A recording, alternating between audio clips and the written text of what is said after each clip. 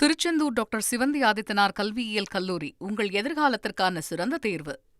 தமிழகத்தின் தற்போதைய வானிலை நிலவரம் குறித்து செய்தியாளர் அஞ்சலி உரைகலையில் விளக்குகிறார். அதனை பார்க்கலாம். நன்றி பிரியா. நேயர்களுக்கு வணக்கம். இன்னைக்கு காலையில் வானிலை ஆய்வு மையம் ஒரு அப்டேட் கொடுத்துருந்தாங்க.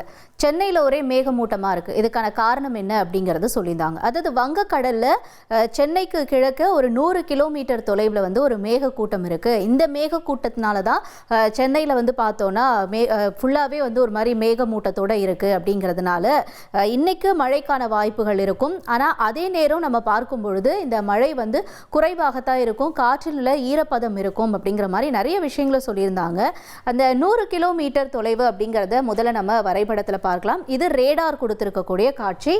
சென்னை நம்ம இங்கே இருக்கிறத பார்க்குறோம். சென்னையிலேருந்து இந்த 100 கிலோமீட்டர் அப்படிங்கிறத நான் உங்களுக்கு மேப்பில் டிஸ்டன்ஸ் பண்ணி காட்டுறேன்.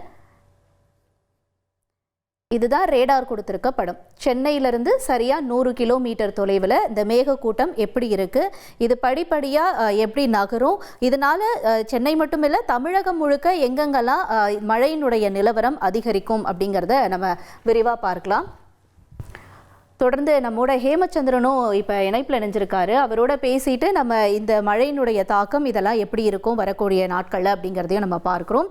இப்போ சரியாக நம்ம இருக்கக்கூடியது நேரம் ஒரு 11 மணி அப்படிங்கிறத நம்ம பார்க்குறோம்.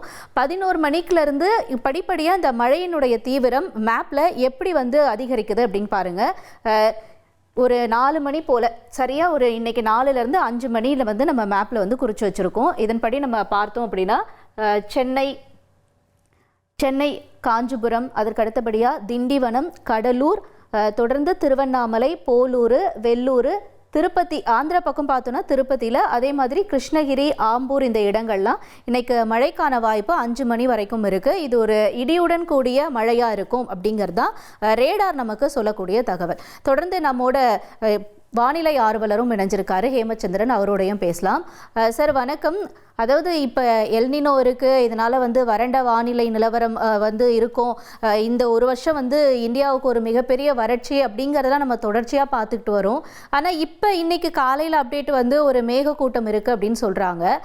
அதே நேரம் ஈரப்பதம் இருக்கும் அப்படின்னு சொல்கிறாங்க. ஈரப்பதம் இருந்தால் இந்த மழை அதுக்கான வாய்ப்பு குறையுமா, இல்லை இது எப்படி இருக்கும் வரக்கூடிய இந்த அடுத்த 2-3 நாட்கள்? இதை பற்றி முதல்ல எங்களோட சொல்லுங்கள். இன்னும் நிறைய கேள்விகளை நம்ம பேசலாம்.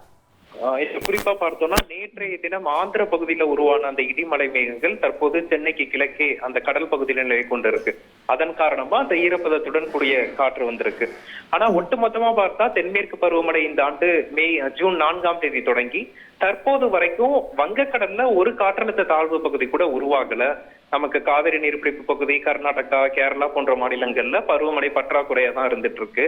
இந்த சூழல்ல கடந்த ஒரு வார காலமா தென்மேற்கு பருவமழை தொய்வடைந்து இருப்பதன் காரணமா தமிழகத்தின் பல்வேறு மாவட்டங்கள்லயும் மாலை இரவு வெப்பச்சலன மழை பதிவாகிட்டு இருக்கு. அடுத்து வரக்கூடிய 2 நாட்களுக்கு குறிப்பா பார்த்தோம்னா ஜூன் 23ஆம் தேதி வரைக்கும் தமிழகத்தை பொறுத்தளவுக்கு பகல் நேரத்துல வெயில் இருந்தாலும் மாலை இரவு நள்ளிரவு நேரங்கள்ல இடிமின்னலுடன் கூடிய மழைக்கான வாய்ப்புகள் இருக்கு.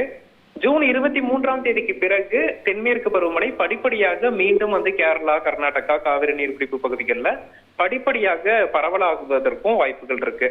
குறிப்பா நமக்கு பார்த்தோம்னா இதுவரைக்கும் தென்மேற்கு பருவமழை தொடங்கி ஒரு காற்றழுத்த தாழ்வு பகுதி கூட உருவாகல. ஒரு 25, 26 தேதி வாக்குல தாழ்வு பகுதி உருவாவதற்கும் ஒரு சாதக சூழல் காணப்பட்டு வருது.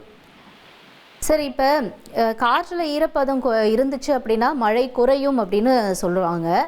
இப்போ இருக்கக்கூடிய இந்த காலநிலை நமக்கு மழையை கொடுக்குமா, இல்லை வானிலை ஆய்வு மையம் சொன்ன மாதிரி இந்த மழையினுடைய தீவிரம் குறையுமா?